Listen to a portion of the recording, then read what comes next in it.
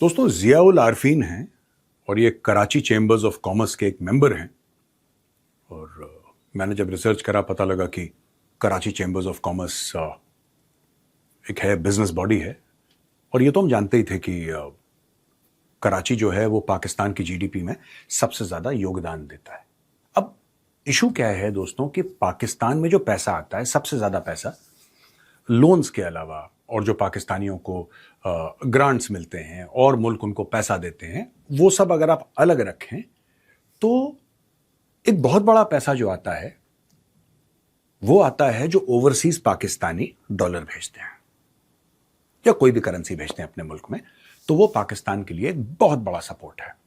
वो इतना तो नहीं है जितना भारत के जो प्रवासी भारतीय हैं जो वो भेजते हैं। जाहिर सी बात है उतना बड़ा नहीं है क्योंकि भारत की पॉपुलेशन बहुत ज़्यादा है, इकोनॉमी बड़ी है, लोग ज़्यादा ट्रैवल करते हैं। That's a separate case. Country to country ये होता है, डिफर करता है। इशू यहां पे सबसे बड़ा ये आ रहा है कि इन साहब का एक कहना है और बाकी लोगों का भी कहना है पाकिस्तान के अंदर कि यार यूएई जो है वहां पे एक किस्म का वीजाज के ऊपर शैडो बैन है। They are calling it a silent ban. ये शैडो बैन जो है ये मेरा वर्ड है क्योंकि मैं इस तरीके से एक्सप्लेन कर सकता हूं आपको, लेकिन उसको साइलेंट बैन कह रहे हैं, यानी कि मुंह पे यूएई कुछ नहीं कह रहा। On the face of it there is no official statement. ये कराची चैम्बर्स ऑफ कॉमर्स ने जो यूएई का एम्बेसी है या कॉन्सुलेट जनरल है वहां पे भी बात करने की कोशिश करी और वहां से भी कोई इनको जवाब नहीं मिला। अब ये लोग कह रहे हैं साहब दो तीन प्रॉब्लम्स इससे आती हैं। पहली चीज तो ये है कि हमारी इन्वेस्टमेंट्स हैं यूएई में, पाकिस्तानियों की, खासतौर से जो अमीर पाकिस्तानी हैं उनकी इन्वेस्टमेंट्स हैं यूएई में। उसका क्या हुआ, पहली बात। दूसरी चीज ये है कि जो हम लोगों ने वहां पे पैसे कमाए थे हम लोग उसको भी वापस नहीं ला पा रहे क्योंकि कई केसेस में यूएई ने ब्लॉक कर दिया मामला, बोला हम आपके पैसे आपको नहीं देंगे वापस, यानी कि यूएई में वही बंद है उनकी प्रॉपर्टीज वगैरह। और तीसरी चीज वो कह रहे हैं कि वीजा के चलते जो हमारे बिजनेस यूएई के साथ हम लोग करते थे वो भी काफी हद तक डैमेज हुआ। अब मैं आपको बता देता हूं कि यूएई क्यों इंपॉर्टेंट है, पाकिस्तान के लिए इंपॉर्टेंट क्यों है, भारत के लिए इंपॉर्टेंट क्यों है। हर एक जो सऊदी अरब है, सऊदी अरब मुख्य तौर पे दो चीजों के लिए जाना चाहता है। पहली चीज, सऊदी अरब में मक्का मदीना है तो रिलीजियस टूरिज्म बहुत ज्यादा है सऊदी अरब में। सऊदी अरब बहुत पैसे कमाता है इस पूरी चीज से। दूसरी जो चीज है बहुत इंपॉर्टेंट है वो ये है कि जो सऊदी अरब में तेल है उसको बेच के, Saudi Arab is one of the largest exporters of oil on earth. ठीक है जी, सऊदी अरब जितना तेल एक्सपोर्ट करता है और जितने भी ये कंट्रीज हैं उसमें से सबसे ज्यादा per day millions of barrels Saudi Arab करता है, खासतौर से ये जो कंट्रीज हैं in and around the Persian Gulf. अब इससे हुआ क्या है, मैं सऊदी अरब का यहां पे एंगल लेकर आया हूं। एक जियोपॉलिटिकल माहौल है और Pakistan is caught in the middle. हमें बुजुर्गों ने बताया था कि बेटा लालच बुरी चीज है। एक ये बात बताई थी, आपको भी बताई, मुझे भी बताई, बेटा लालच बुरी चीज है। ये भी बताया कि बेटा पैर उतने ही फैलाओ जितनी चादर होती है। ये आपके बुजुर्गों ने भी बताया, मेरे बुजुर्ग, पाकिस्तान के बुजुर्गों ने पता नहीं इनको कौन सी स्टोरी सुनाई। ये मोहम्मद बिन कासिम की और गजनवी की, गौरी की, ये ऐसी फर्जीवाड़े की स्टोरी सुन सुन के अब इनको एक कंफ्यूजन हो रहा है। And there is a deep sense of entitlement in Pakistanis कि भाई मुसलमान देश है, हमें कैसे मना कर सकता है।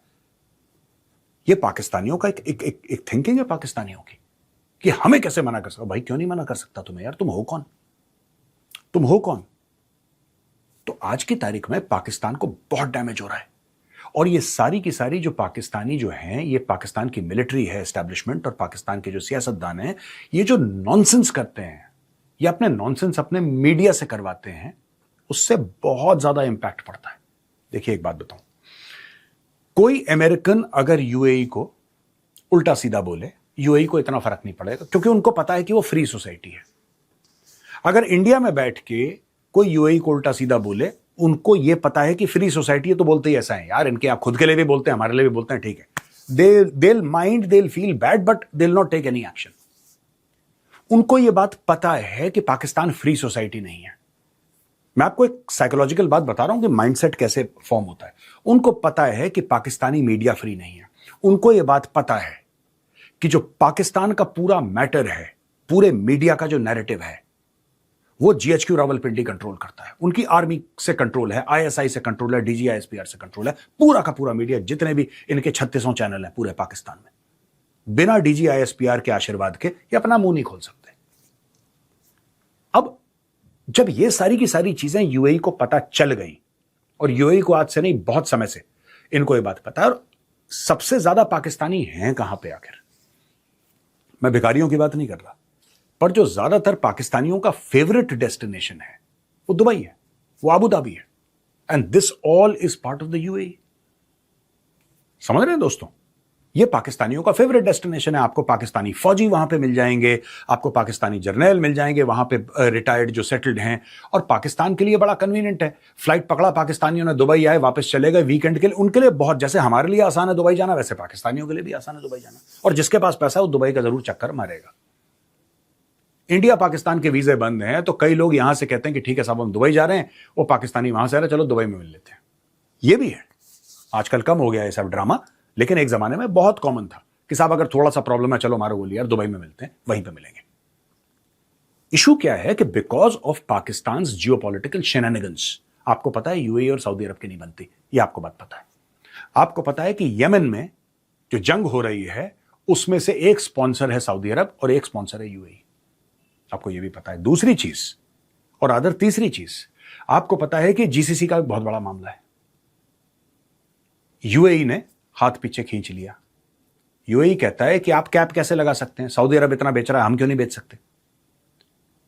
यह भी एक बहुत बड़ा मामला है। चौथी चीज, यूएई का यह कहना है कि यार हमने पाकिस्तान की इतनी मदद करी, इतनी मदद करी, हर रोज आ जाते हैं ये लोग भीख मांगने के लिए, हर समय हमारे सामने हाथ फैला के झोली ऐसे करके सामने खड़े हो जाते हैं कि इसमें बाबा कुछ दे दे, ऊपर वाले के नाम पे कुछ दे दे।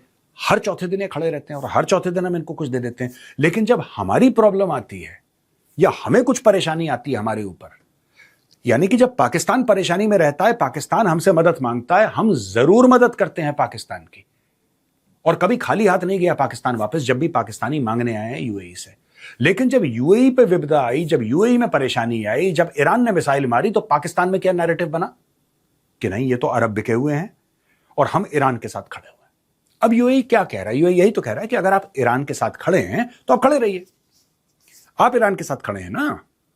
पाकिस्तान में बड़ा जोश, बड़ा वलवला, बड़ा एक जज्बा था कि ईरान लड़ रहा है यहूदियों के साथ, ईरान लड़ रहा है ईसाइयों के साथ, हम ईरान के साथ खड़े हैं, ईरान हमारी रेड लाइन है।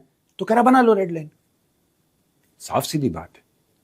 अब देखिए ये पाकिस्तान के लिए कितनी खतरनाक चीज है, पाकिस्तान के लिए कितनी ज्यादा खतरनाक चीज है। और मुझे एक बड़ा कंफ्यूजन है, मैं आपको सही बताता हूं, अगर कोई पाकिस्तानी इसको सॉल्व कर दे, और ये बड़ा जेन्युइन क्वेश्चन है, मैं दिल से पूछ रहा हूं, कोई लाग लपेट नहीं, कोई इसमें ट्रोल करने की मैं कोशिश नहीं कर रहा। मुझे आज तक यह बात समझ में नहीं आई कि आसिम मुनीर काम किसके लिए करता है। Which master does this man serve? I have not understood because he is not serving Pakistan, by the way.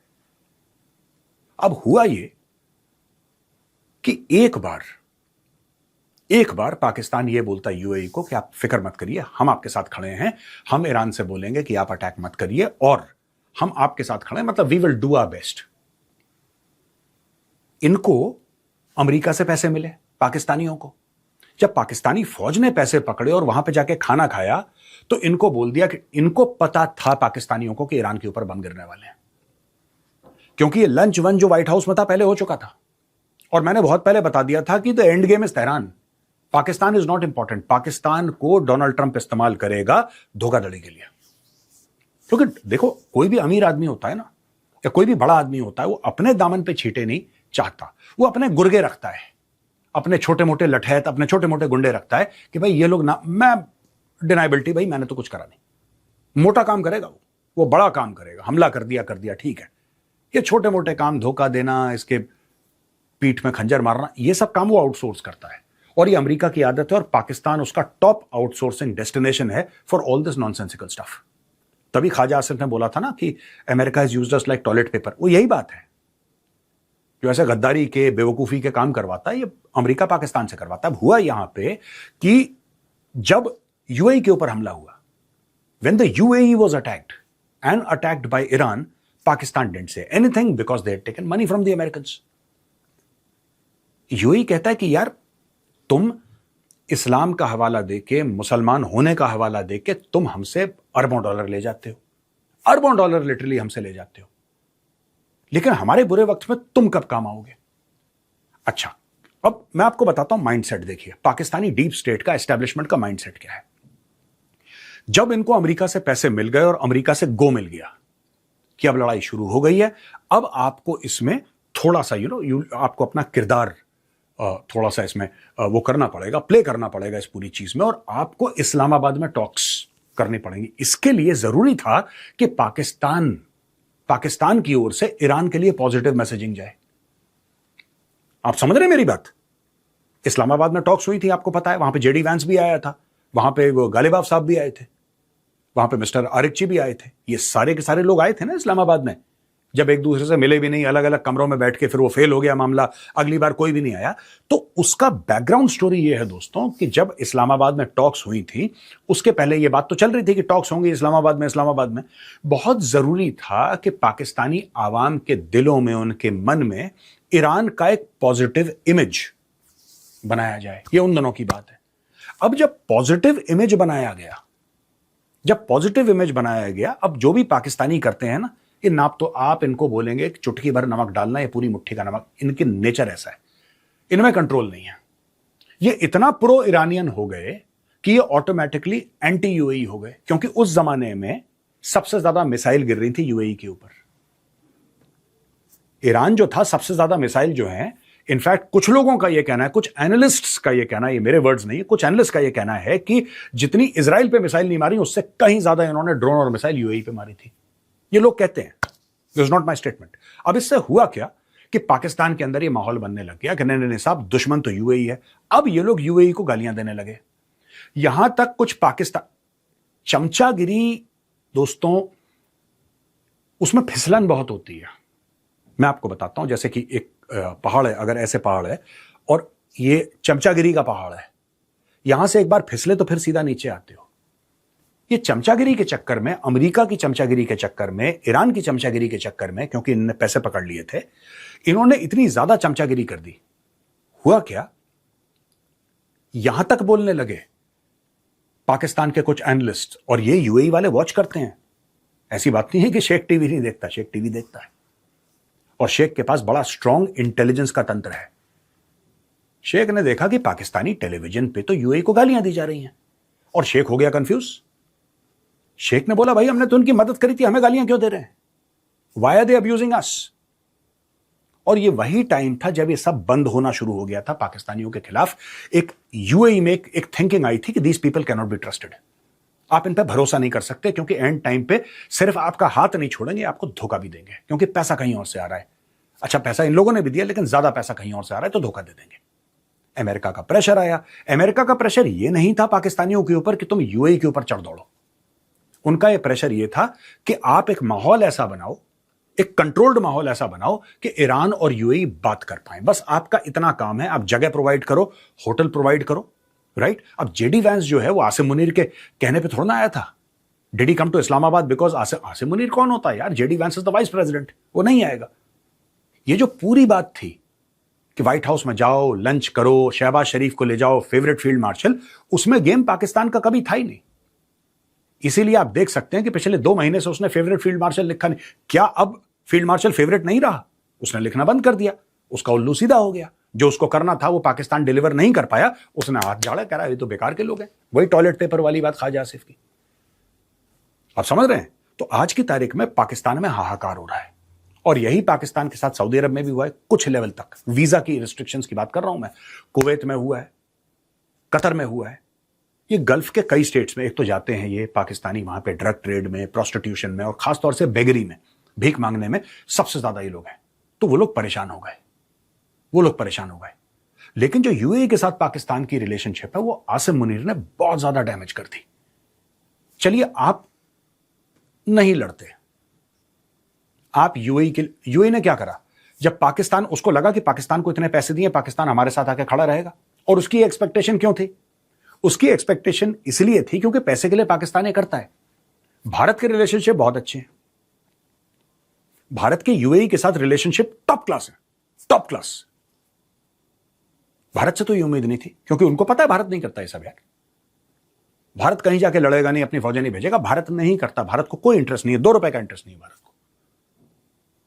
लेकिन पाकिस्तान से उम्मीदें थी, क्योंकि पाकिस्तान ऐसा करता चला है, आज से नहीं 60-70 की दशक से कर रहा है।